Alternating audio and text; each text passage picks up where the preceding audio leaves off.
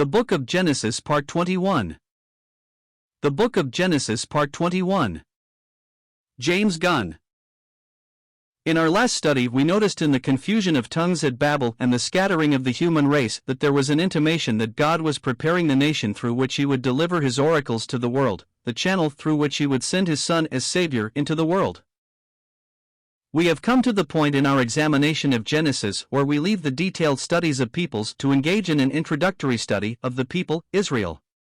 This, of course, will lead us into the history of the father of that chosen nation, Abraham. Inasmuch as there is much valuable material in Abraham's life, material illustrative of both the blessings and the dangers of the Christian experience, we shall proceed thoughtfully and prayerfully.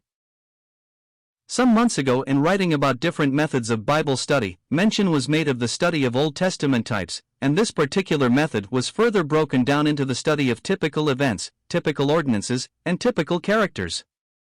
Now the portion of Genesis open before us, chaps 12 to 50, is replete with typical characters.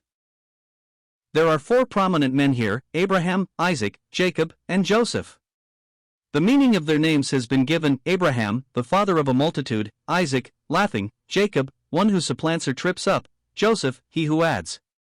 From their individual histories we learn that Abraham was selected from among the nations by God, that Isaac enjoyed an unusual experience of sonship with his father, that Jacob was much disciplined by the Lord, and that Joseph through prolonged suffering entered into dignity, power, and glory. In these personal details there lies a foregleam of the entire history of the chosen people, the Hebrews. That nation was elected by God, redeemed and brought by him into the place of sonship before God, severely disciplined by the Lord, but, notwithstanding, through long suffering is destined for glory. From the history of these four patriarchs, we also may learn deep lessons in regard to ourselves.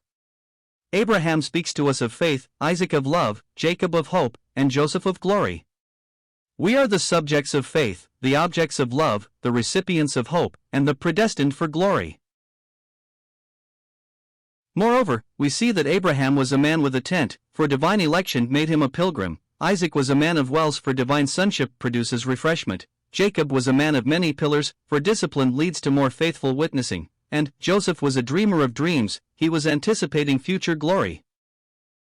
Let us look more carefully into these things, and make an application of them to ourselves.